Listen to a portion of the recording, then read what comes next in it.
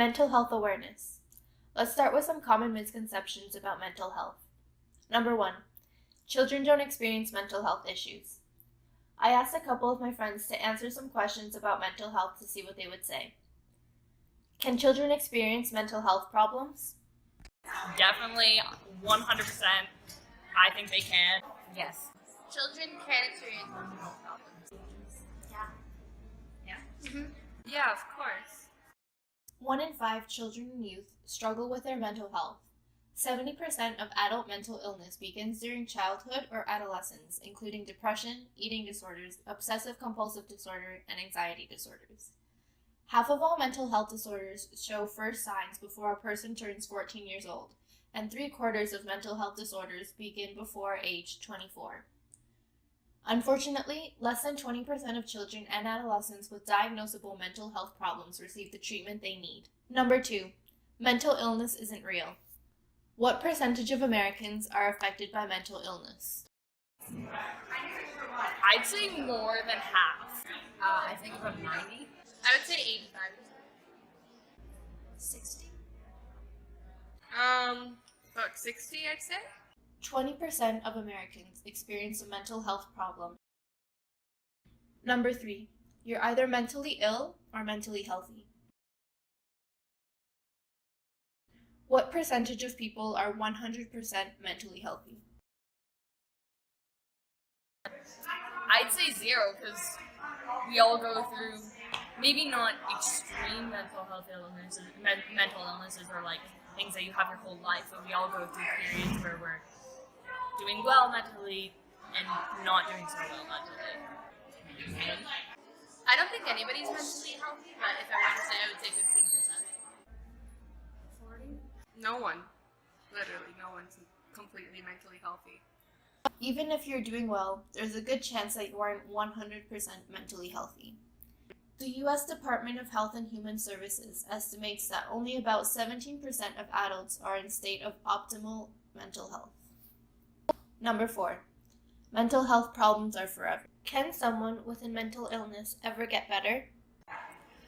I guess it kind of depends, but I don't know. I don't think so completely. I think it's just something that's always there, but you can't let it take over you. I'm like in between with that. I believe there's some cases that people can get better, and there's others where it's like you can't get better. Just like you can try as hard as you can, but it's like it's something that's just kind of impossible to do. I think with the right amount of treatment and therapy and really trying to get better and working through it, they can get better. Some. To an extent, they can get better, but they're never going to get over their trauma completely. Treatment works. Treatments for mental illnesses are more numerous and more sophisticated than ever, and researchers continue to discover new treatments. Because of these advances, many people can and do recover from mental illness. The National Alliance on Mental Illness reports that between 70 and 90% of individuals experience symptom relief with a combination of therapy and medication. So what is mental health? Mental health is a level of psychological well-being or an absence of mental illness. Stigma around mental illness. Mental illness in most societies throughout the world is still badly stigmatized and looked down upon. Many people suffer with their symptoms in silence. The stigma that continues to surround mental health problems prevents them from getting the help they need. Even though their symptoms were treatable, they were afraid to tell anyone about what they were experiencing. Some feared that a mental health diagnosis could affect their careers. Can I still teach if I have depression? If people know I have anxiety, will they assume my business is failing? Do I need to tell my boss I'm taking medications? Others worry that people will label them as crazy. Will other parents let their children come into my home if I go to counseling? If my neighbors see me in the waiting room, will they treat me different? Mental illness is a sign of weakness. Most people assume people with depression or anxiety or other mental health conditions are mentally weak, when in fact, many people with mental health issues are incredibly strong. What comes to mind when I say the word mental? Your mind, the way you process information, the way you think, the way you act.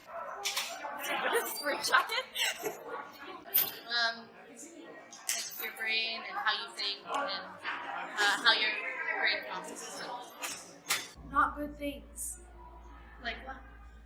Like, crazy people. Someone's crazy. People with a mental illness are violent. What percentage of people with a mental illness are violent? I think a small percent, because violence usually comes from like extreme cases and like people who don't get the help they need. So I think it's a pretty small percentage, like about maybe 10, 20. 20? I'd say, like 25. 10%. Most people with a mental illness are not violent. The vast majority of people with mental health problems are no more likely to be violent than anyone else. The American Psychological Association reports that only 7.5% of crimes are directly related to symptoms of mental illness. People with severe mental illnesses are over 10 times more likely to be victims of violent crime than the general population. Unfortunately, when the media mentions mental illness, it's often in regard to a headline about mass shooting or domestic violence. Types of mental illnesses.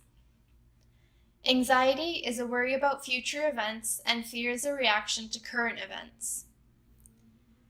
Post-traumatic stress disorder, or PTSD, is a mental health condition that's triggered by a terrifying event, either experiencing it or witnessing it. Symptoms may include flashbacks, nightmares, and severe anxiety, as well as uncontrollable thoughts about the event.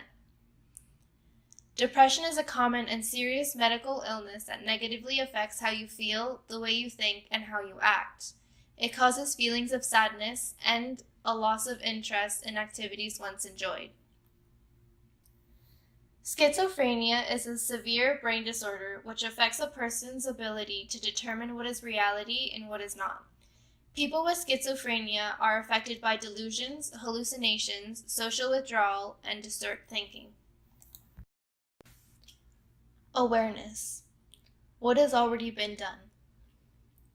In the past 2 decades, there have been significantly more research and increased understanding and acceptance of mental illness.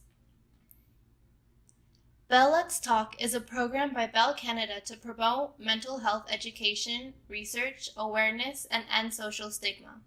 The program is most known for its annual Bell Let's Talk Day and the associated charity fundraiser. Distress Centers provides 24-hour support 7 days a week, 365 days a year to individuals in our community at risk. Their crisis and emotional distress services are available via hotline, online chat, and text. What more can we do? Getting rid of the mental health stigma. Raising awareness of mental health issues and debunking the most common misconceptions could be instrumental in saving lives.